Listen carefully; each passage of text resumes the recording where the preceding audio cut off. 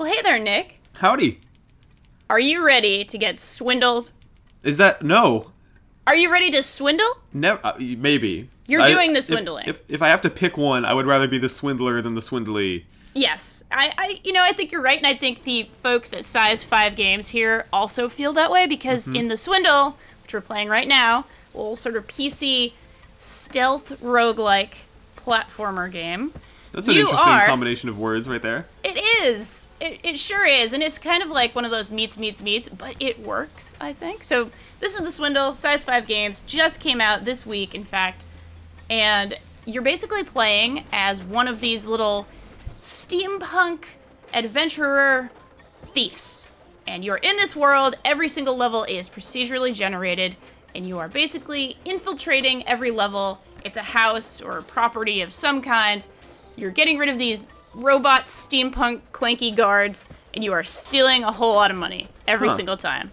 Alrighty. Yeah, so a little bit of Spelunky here with this procedurally generated stuff. A lot of Mark of the Ninja with the stealth stuff. Yeah. And you can see the really simple vision codes. Oh no, and I just triggered the alarm system, and these little robots are not happy about it. You know what? I feel like I said this when I was discussing that 2D Assassin's Creed game with Phil Kohler a couple months back, but like, if side-scrolling stealth like Mark of the Ninja wants to become a genre, I am so okay with that. So down with it. Oh my god, I was just gunned down by a robot policeman. Rip. That was unfortunate. So what is kind of the structure? You play a level, and then when you complete a level, like I noticed there's a day counter. How does that work?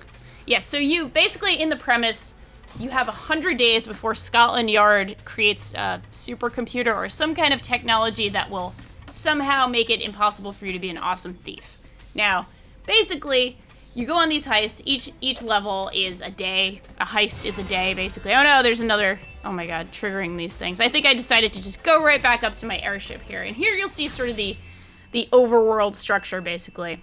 Cash stolen 0%. Yes, exactly. I just pieced out of that one. So here in your airship, you actually are able to use the money that you steal to upgrade your abilities. And the very first ability that you should upgrade is your hack skill. It's also the cheapest. So you definitely want your hack skill, because that allows you to hack into basically banks and, cool things inside of vaults and such inside of these structures and steal way more money. Typically you're finding money on the floor, which, who doesn't leave money on the floor with their robot henchmen? Yeah. But you'll see in a second me actually hacking a vault and getting way more money. So it actually adds a lot to the game to be able to hack. And it's kind of one of the main premises of the game. And this is where people have been calling it steampunk meets cyberpunk, because it's a steampunk aesthetic entirely through and through. But you're also hacking into machines to steal money. So right here is my first hack. Very simple stuff. You're just sort of like, it's almost like a quick time event, but not really. It's very forgiving. But you just need to be sort of, in one position for a while. So you definitely want to get rid of enemies around you before you do that. Yeah. Yeah, so I did it. I hacked, and I got tons of money for that one. I got like $700 or something for that one. Whereas, otherwise you'd only be getting $40 or something.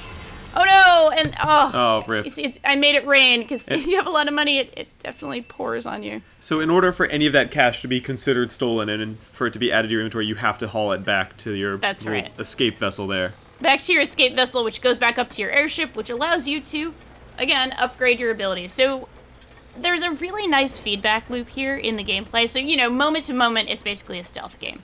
But there's this whole metagame about making yourself more powerful. There's like a double jump. You can make your hacking skills, you can hack faster, or you can hack bigger things like that. So you're always constantly improving yourself and getting ready for stiffer and stiffer challenges each time. Now, this is the starting area of the game, the slums. There are more and more difficult areas of the game, sort of going up through society, basically. Nicer houses with more security, things like that. So there's a really satisfying sort of loop to it. It's also a fairly difficult game. Even fairly on here, I died a lot, just sort of getting the swing of things. I definitely alerted a lot of robot guards to my presence and died miserable deaths from the popos in this game. For sure. You know what? It's interesting, too, because this is coming from one of the dudes who worked on that game Time Gentlemen Please, like that early sort of PC adventure game. And this is very much like I hesitate to call it an action game, but compared to a point-and-click adventure, it's much more. Yeah, it's certainly action-heavy. Oh, and there I just. Wow, was that fall damage? It. That was falling damage. Which again, I didn't upgrade my ability to be. I think there's like a superhero ability, which is like less falling damage, and you can certainly improve your melee attack there, which is all I have is just sort of swinging a bat at these things. Very crude, simplistic stuff I have here, but everything can be upgraded in this game basically. Nice little slow-mo there for a second on my swing. I liked that. But yeah, it's a very satisfying sort of blend of mechanics, at least thus far. I'm only about, maybe an hour and a half into the game, personally at this point. But I'm really kind of loving how the stealth kind of mixes in with the roguelike elements and sort of improving myself for each run elements. Those are really nice. I don't think I'm going to make it in this 100 this particular 100 days because I, ate it so often on the early days, but I think I'll start a new game and actually take it seriously and do much better.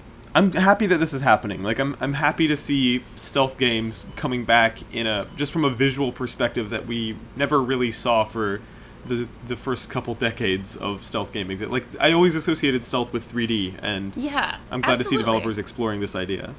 It's really, really cool, and I actually think they can do a lot of cool things with vision codes, which I know sounds like a kind of a dorky thing, but, these early enemies have the simplest vision codes, but you can do a lot in 2D with that concept. For sure. And I think it's cool, and I think they really have done well to sort of, emphasize that, I suppose. Like, the stealth is very simple, but it moves fast, and it's a really integral part of the game, which I dig. And always there's stuff with the doors here, and I play with the doors. You can actually slam the door into an enemy, and here we're starting to see some of the slightly more advanced robot guards. Boom. The robots on wheels.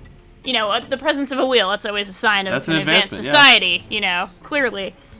And the guards will go through any open doors, but they won't follow through to pits or anything like that. So there's a definite, there's a lot of sort of character and personality to sort of their motions and everything too, which I dig. And I wanted to mention also the aesthetic is amazing in this game. It's really pretty, really kind of funky. It reminded me a little bit of Don't Starve, actually, the sort of Victorian steampunk but goofy kind of something about the kind of paperiness of it. Yeah, there's so many layers, which is really cool. And whenever I go to the rooftop, you can actually kind of see it here.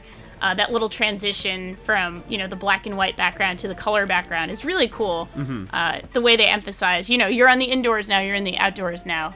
I really, really like that. It's one of those subtle things that kind of goes a long way to making a game readable. And, okay, I'm on high alert here. God. Let's see if I can get make out of it. Here? I'm going to see if I can make it. I cleared this lower path, so I'm going to see if I can make it up. Oh, right, yeah, this whole part's empty from when you slammed all those doors in robots' faces. And I think I kind of want to clear a little bit further up here because the police. So whenever you make an alert, these guards are on high alert, and they're actually police, which you saw them gun me down in an earlier point. So I'm trying to avoid the cops now. This is very true to life here. Yep, this is like an average day for Danielle. Yeah, this is pretty much what I do with my time. Definitely. Oh God, so many enemies. Yeah. Oh, yeah. And look at that beautiful Ferris wheel in the background. I just want to go there, Yeah, where's that game? Yeah, seriously. Anyway, so this has been the Swindle from Size 5 Games. Thank you so much, Nick, for joining me. Thanks for having me.